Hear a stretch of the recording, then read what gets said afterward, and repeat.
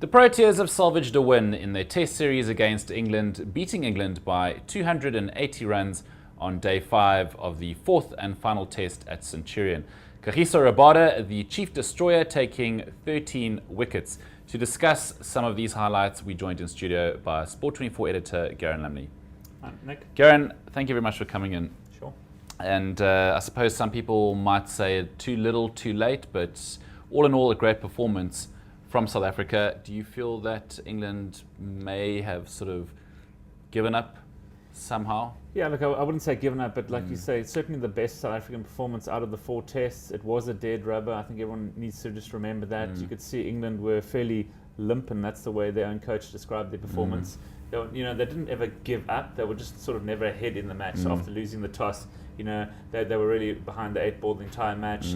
They got to bat, I think, in the worst conditions with the overnight rain, making difficult batting in the morning. They had to bat late last night, ball swinging around. So, all in all, a great performance by South Africa. I think it was nice to see 5 changes to the South African team, brought new impetus into the side. England pretty much went in with the same team that's played in all 4 tests. So, South Africa finished with a victory, comfortable victory, 280 runs. Do lose the Basil de Oliveira Trophy 2-1 to England.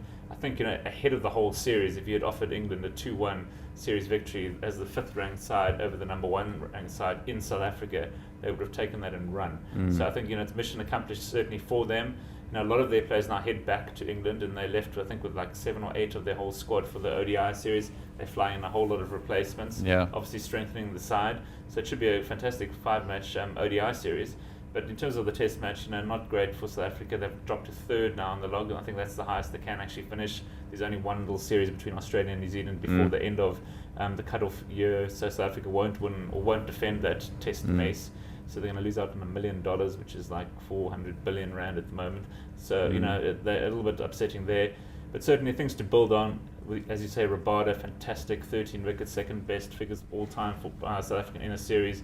13 for 144, just behind the 13 for 132 by Mackay and Teen against the West Indies in 2005, so really 11 years ago. So he's rocketed up the list. How old was Mackay when he recorded this? I was going to ask me that. I'm not actually sure. Okay, so certainly not as young as Kagiso. Well, Kagiso Rabada's 10-wicket haul, just the 10 wickets. He was the youngest by 3 years from Hugh Tayfield to take 10 for South Africa.